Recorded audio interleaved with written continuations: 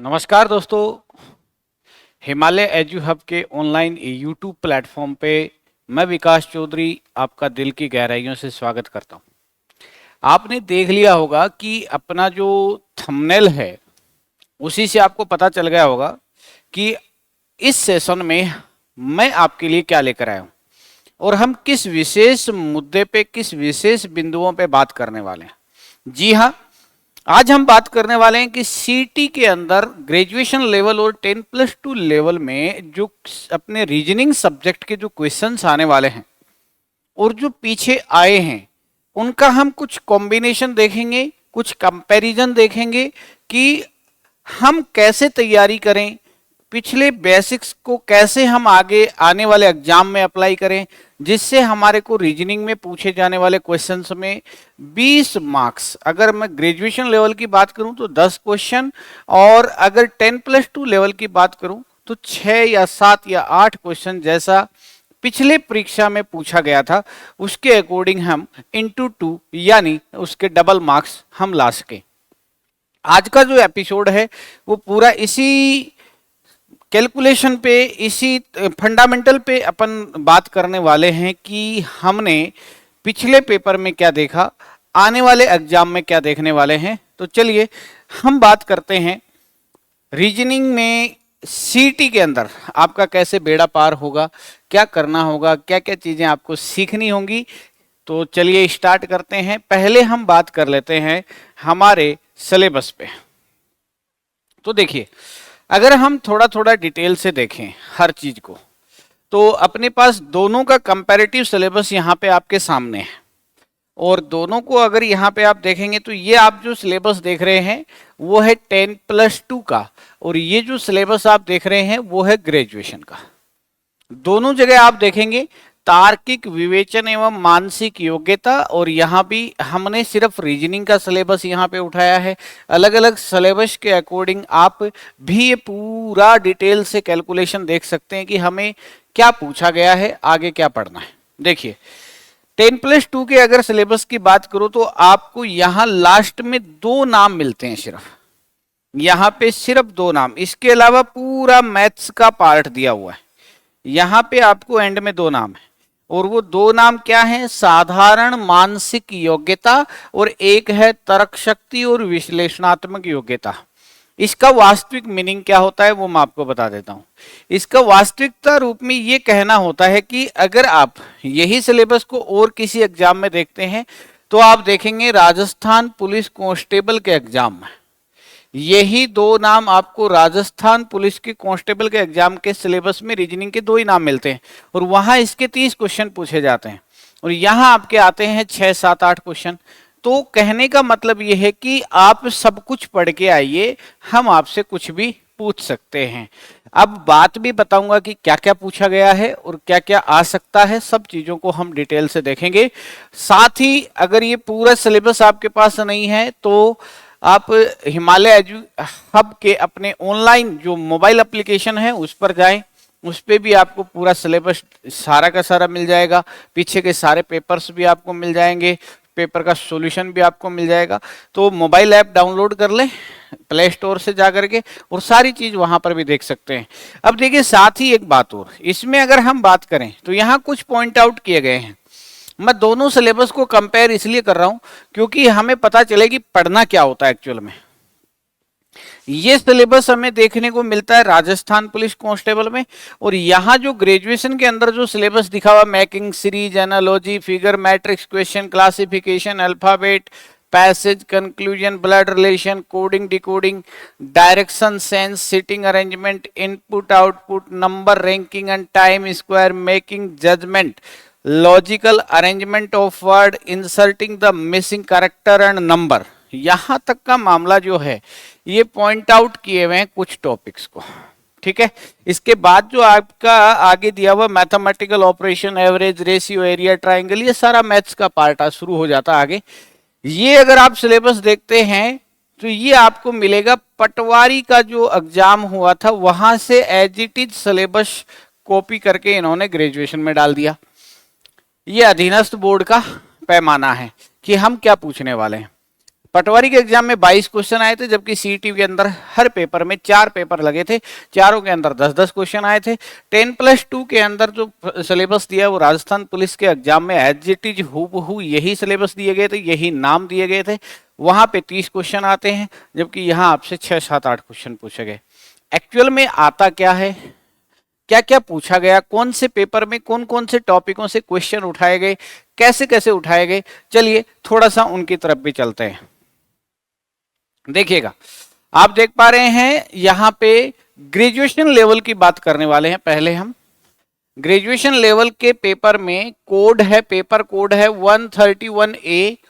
उसके अंदर आप देखेंगे तो आपको 1 से 10 तक के क्वेश्चन मिलेंगे, और उसमें कौन सा क्वेश्चन रीजनिंग का कहां पे मिलने वाला है वो अभी आपकी नंबरिंग इसके अंदर लिखी हुई है। 131A में क्वेश्चन नंबर 121, 22, 23 से लेकर के टोटल 130 तक ये 10 क्वेश्चन आपको मिलेंगे। टॉपिक क्या क्या उठाए हैं वो देख लीजिएगा। दर्पण प्रतिबिंब का क्वेश्चन पूछा गया, कथन निष्कर्ष पूछा गया, वेन आरेख पूछा गया, सादृश्यता का क्वेश्चन पूछा गया, डायरेक्शन से पूछा गया, कोडिंग डिकोडिंग, ब्लड रिलेशन, एक क्रम परीक्षण, एक सीरीज और एक त्रिभुज गिनना। अब देखना ध्यान से, अब एक्चुअल क्या है, वास्तविकता क्या है, अपन थोड़ा पीछे चलते हैं। इसमें क्या है, देखो एक चीज समझाता हूं। यहां पे हमने देखा कि दर्पण प्रतिबिंब का क्वेश्चन आया एक, जबकि अगर हम पूरे टॉपिकों को अगर बहुत ही अच्छे से, अब देखो यहां पे फिगर मैट्रिक्स क्वेश्चंस दिए हुए हैं, समझ गए मेरी बात को। लेकिन ऐसा कहीं भी वाटर मिरर इमेज की कोई चर्चा नहीं हुई है कि हम आपसे ग्रेजुएशन लेवल में इस टॉपिक का नाम दूर दूर तक नहीं है, फिर भी क्वेश्चन पूछे गए हैं। तो देखो भैया बात ऐसी है, क्या पढ़ें क्या ना पढ़ें, कंपटीशन के लिए क्या चीज छोड़ दें, किसको हम पढ़ लें। तो मेरा जो मानना यह है कि सब कुछ पढ़ो, जहां जितना काम आए उसको उतना काम में लो। मेरा जो पर्सपेक्टिव आकलन जो है वो ये है कि जितना आप जो जो चीजें, जो सब्जेक्ट है, आप सब्जेक्ट को पढ़ें, टॉपिक विशेष को ना पढ़ें। सब्जेक्ट पढ़ेंगे तो आपको कुछ भी पूछा जाए फिर दिक्कत नहीं आएगी, ठीक है।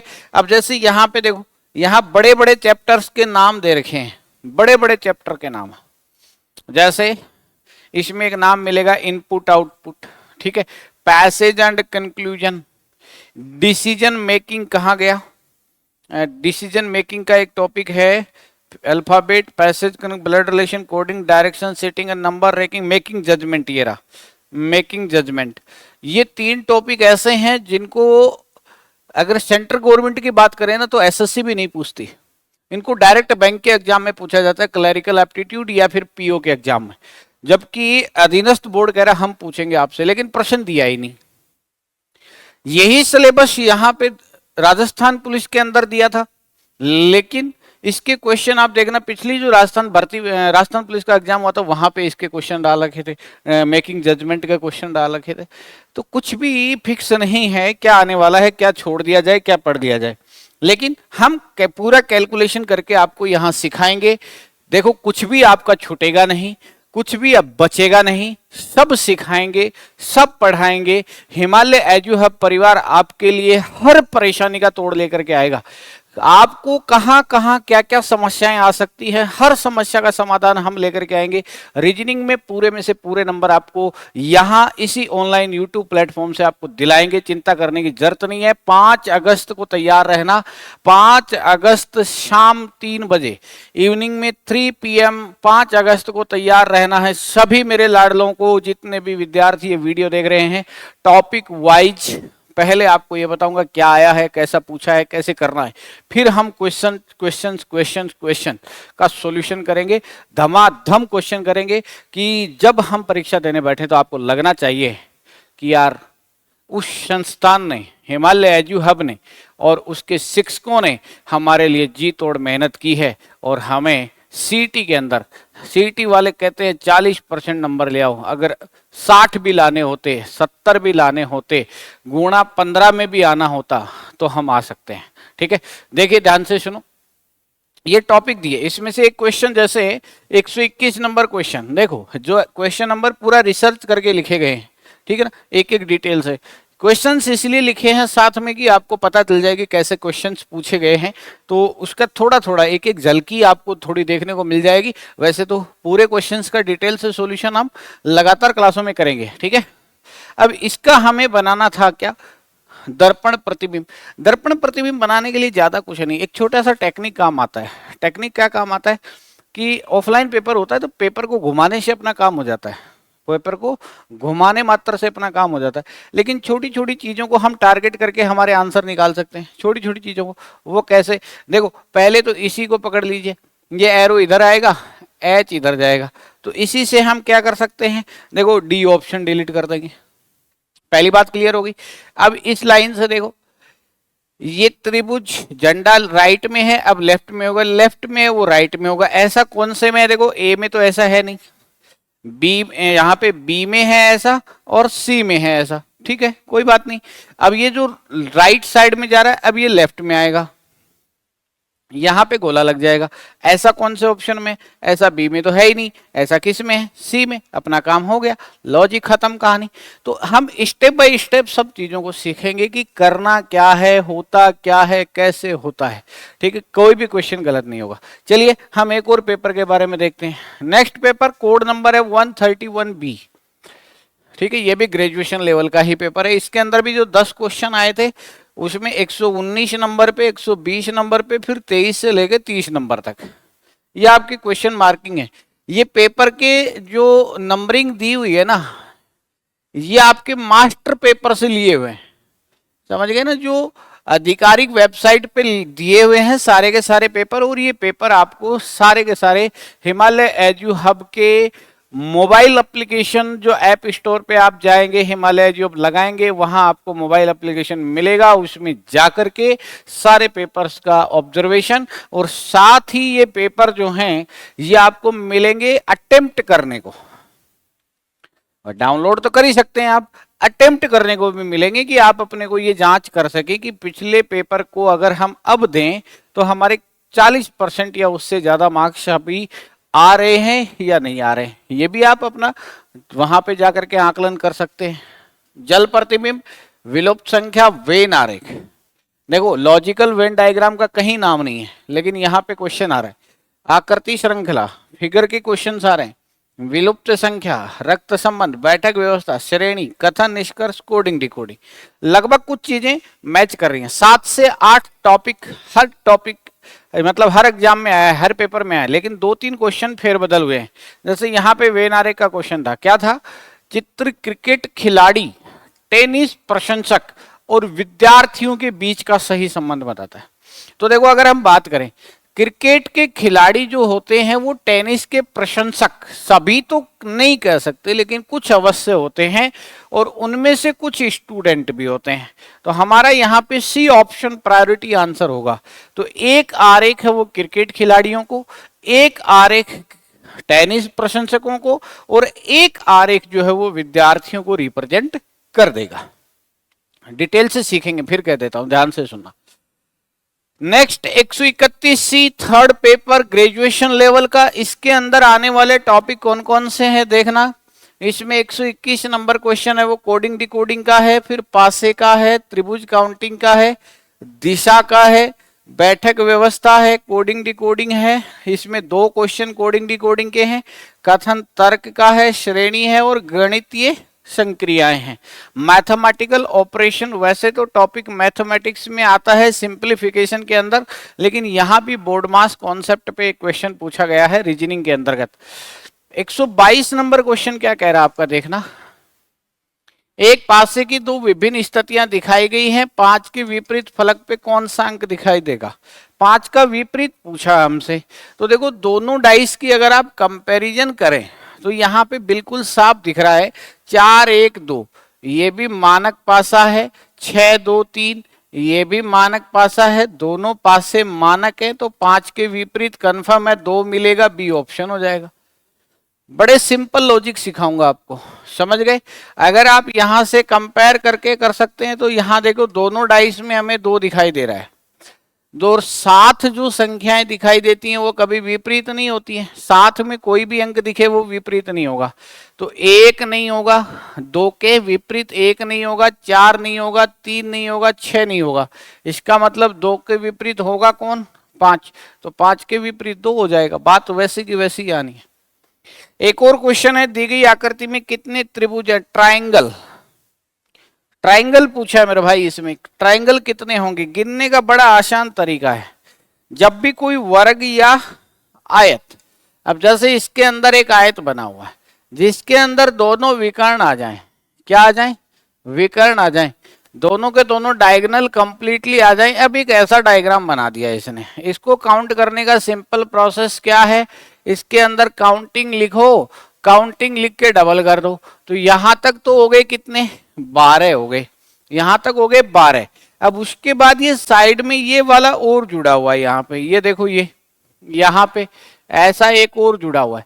तो इस वाले पार्ट में कितने हैं? 3 है। 12 + 3 अलग से मिला लो, 12 और 3 15। तो यहाँ पे ट्राइंगल काउंटिंग में बी ऑप्शन आ जाएगा। तो यहाँ पे नंबर ऑफ ट्राइंगल कितने हैं? 15 है। तो ये भी अपना आसान क्वेश्चन पूछा गया था, ज्यादा भारी ये भी नहीं पूछा गया। समझ आ रही है मेरी बात? तो बड़े आसान आसान क्वेश्चन आते हैं एग्जाम में। कैसे होंगे? एक एक कॉन्सेप्ट फिर से कह रहा हूं, 5 अगस्त शाम 3 बजे जुड़ना ना भूलें। हर एक टॉपिक पे रोजाना डिस्कशन होगा, मैराथन क्लास में डिस्कशन होगा, ठीक है? 5 तारीख से याद रहे। नेक्स्ट जो अगला जो चौथा पेपर था ग्रेजुएशन लेवल का, 131D 131D, उसको आप कैसे समझेंगे? ध्यान से देखना। उसमें भी वही 10 क्वेश्चन थे। त्रिभुज गिनने का, कथन निष्कर्ष का, क्रम परीक्षण, विलुप्त संख्या, इसमें दिशा पूछी गई, कोडिंग डिकोडिंग, दर्पण प्रतिबिंब, रक्त संबंध, श्रेणी, और इसमें देखो घन घनाभ भी पूछा गया जिसका नाम कहीं सिलेबस में दूर दूर तक नहीं है, लेकिन फिर भी घन घनाभ के क्वेश्चन पूछे गए हैं।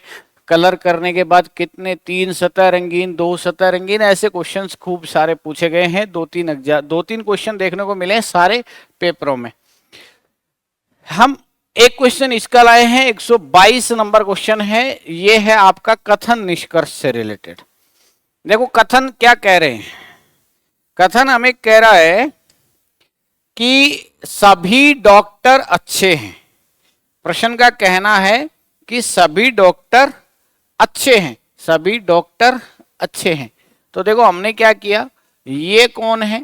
ये सभी डॉक्टर हैं, और ये डॉक्टर सारे क्या हैं? ये डॉक्टर सारे अच्छे हैं। आगे कहना है कुछ महिलाएं डॉक्टर हैं, और महिला को यहां से काटते हुए डॉक्टर के साथ कुछ रिलेशन हम जोड़ देते हैं। तो ऐसा हमारा एक आरेख क्रिएट होता है इस क्वेश्चन को करने के लिए।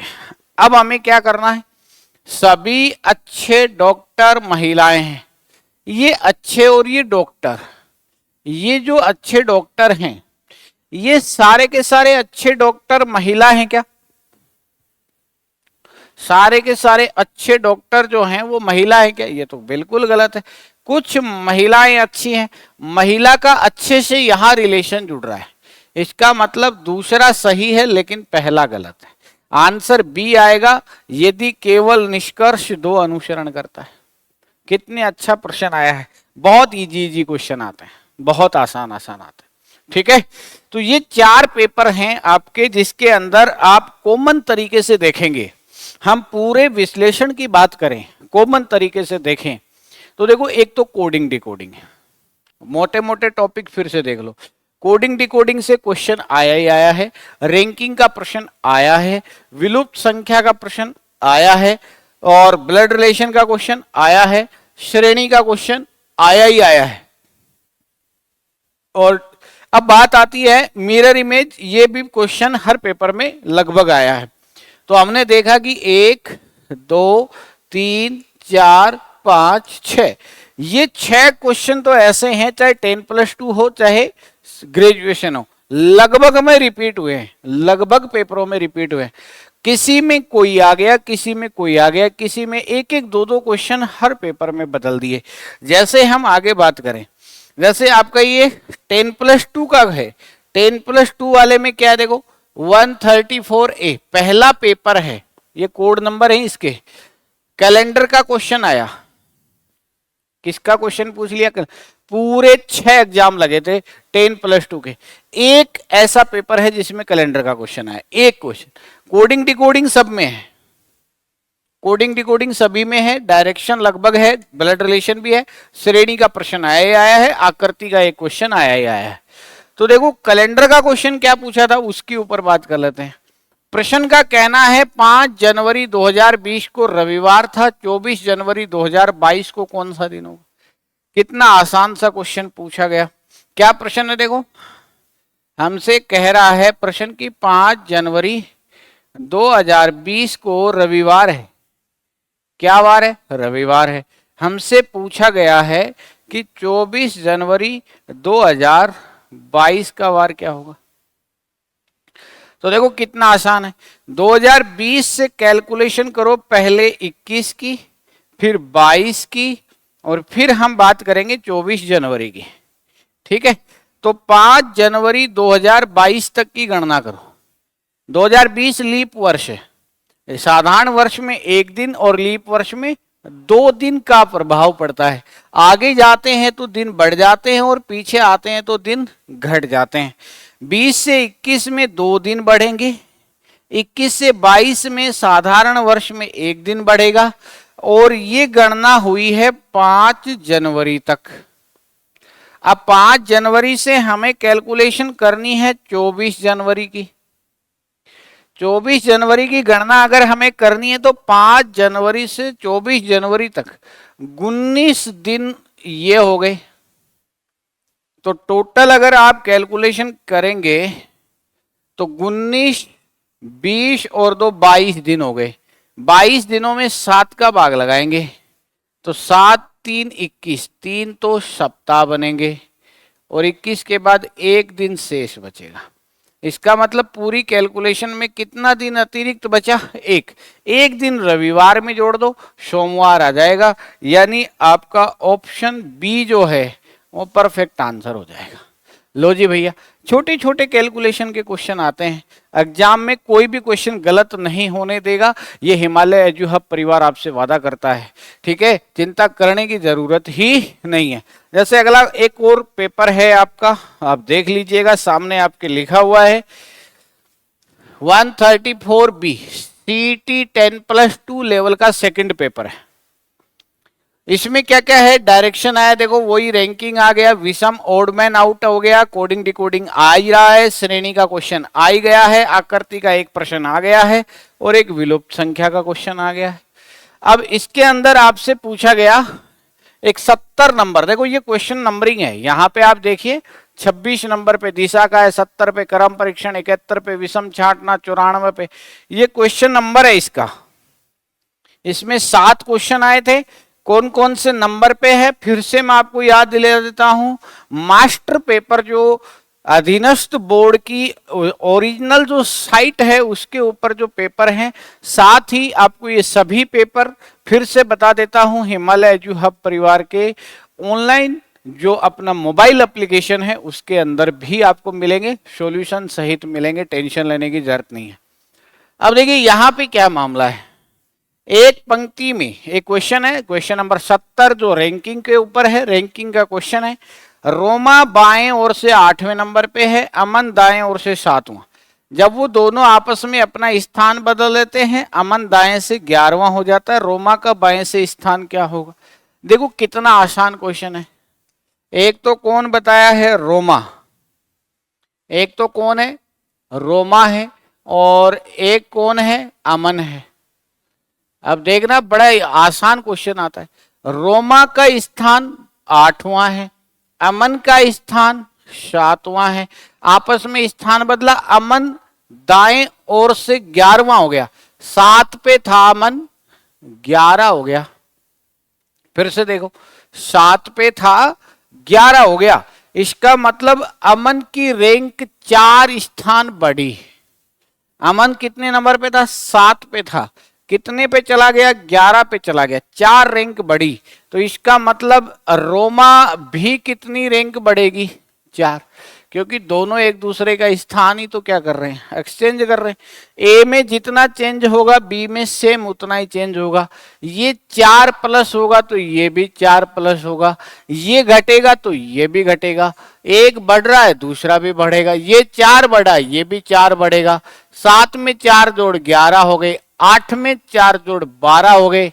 रोमा का नया रैंक पूछा है, सी ऑप्शन करेक्ट हो जाएगा। लीजिए, इतना सा प्रश्न आता है।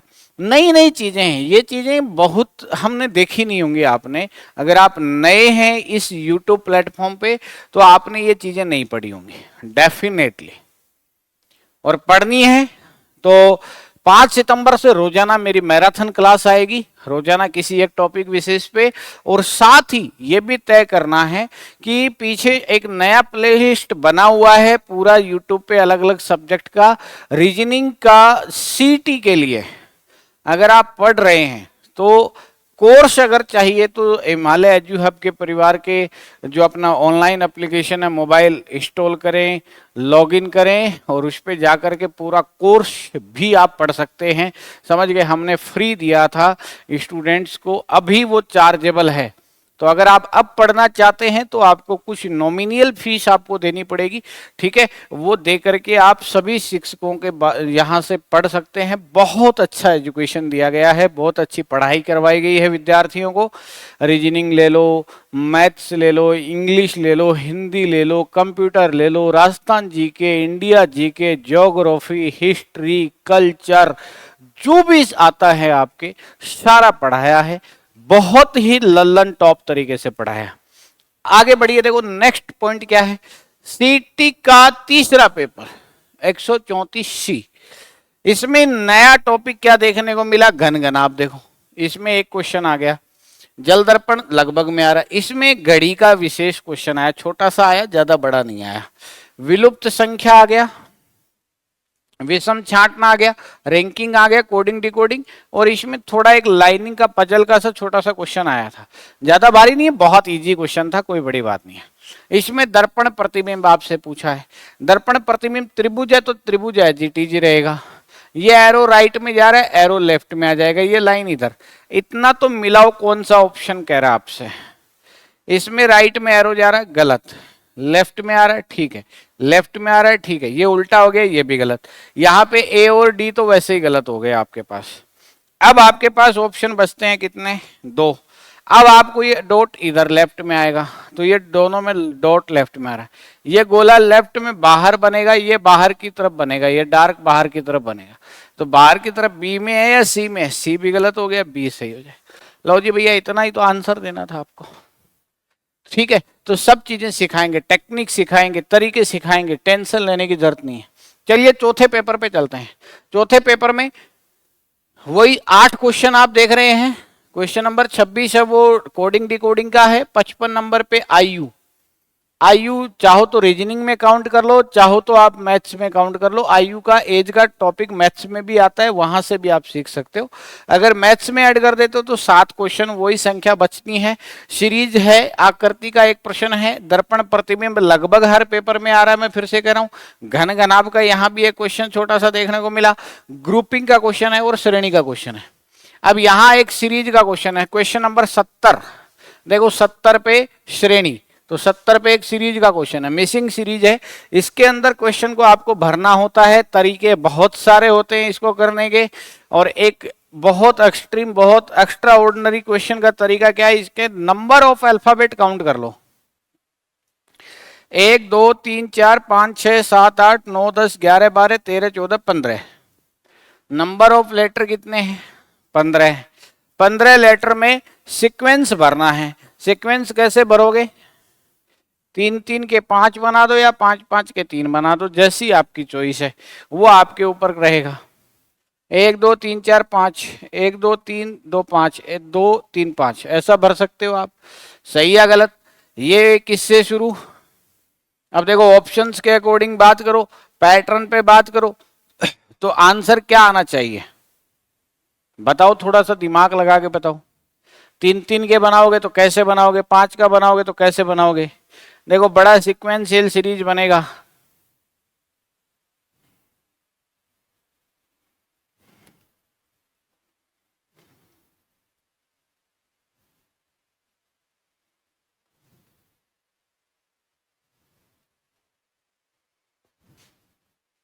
तो इसके अंदर अगर हम 3 का पैटर्न बना देंगे ना, 3 का पैटर्न, तो ज्यादा बेटर रहेगा, अच्छे से समझ में भी आ जाएगा आपको, है ना।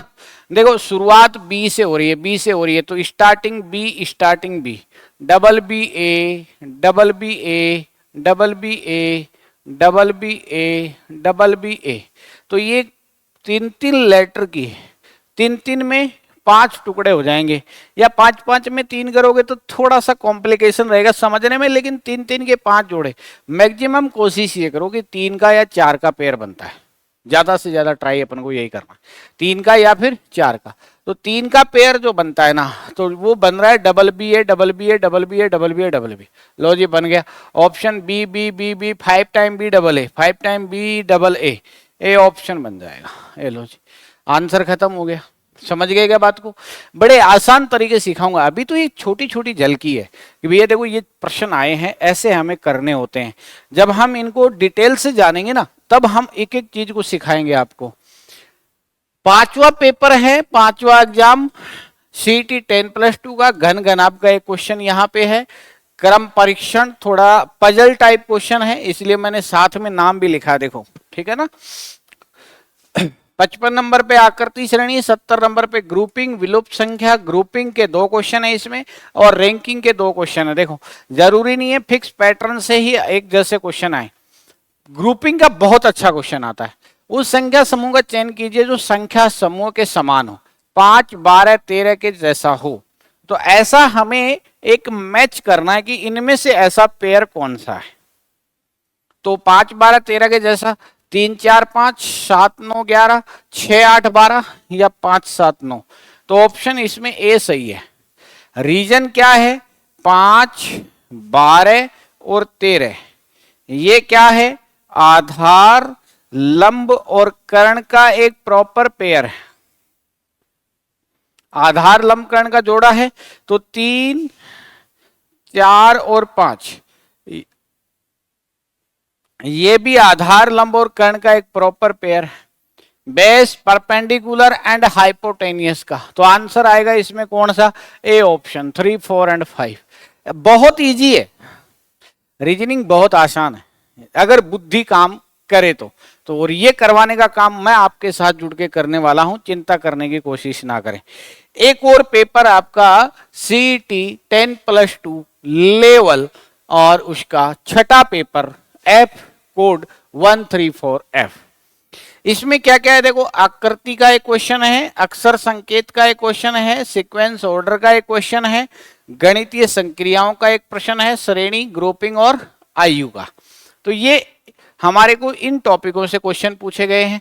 तो इनके एनालिसिस में क्वेश्चन है 71 जो है गणितीय संक्रियाओं पे बेस। तो यहां पे देखो ये कह रहा वेन का मीनिंग है मल्टीप्लाई, यू का है भाग, कम का माइनस, विल का प्लस। तो देखो 8 आगे आ रहा है वेन, वेन का मतलब है मल्टीप्लाई। आगे है 12 विल, विल का मतलब क्या है? प्लस। आगे आ रहा है 16 यू, यू का मतलब है डिवाइड। आगे है 2, ये लीजिए कम, कम का मतलब क्या है? कम का मतलब है माइनस, माइनस कितना? 18। और इसकी वैल्यू हमें कैलकुलेट करनी है, बस इतना ही काम करना है। देखो 12, 8 हो गया 96, तो 16 भाग 2 करेंगे तो ये हो गया 8, और ये हो गए -18। तो कितना बचेगा बताओ? ये 96 और 8 और 18 में से माइनस का 10, 96 माइनस 10 करोगे तो ये बचेगा 86। लो जी भैया आंसर आ गया। इसमें तरीका क्या लगाना होता है? बोर्ड मास लगाना होता है। तरीका क्या लगाना होता है? बोर्ड मास। बोर्ड मास का मतलब bracket of, divide, multiply, add और सब्ट्रैक्शन। जो हम किस में अप्लाई करते हैं? किस में अप्लाई करते हैं भैया? सिंप्लीफिकेशन में। पहले कोष्टक हल करो, फिर का को हल करो, फिर भाग करो, फिर गुणा करो, फिर जोड़ करो, फिर बाकी करो। उस पैटर्न में देखो यहां भाग किया, यहां गुणा किया, फिर जोड़ा, फिर घटा दिया, आंसर आ गया 86, जो कि बी ऑप्शन में।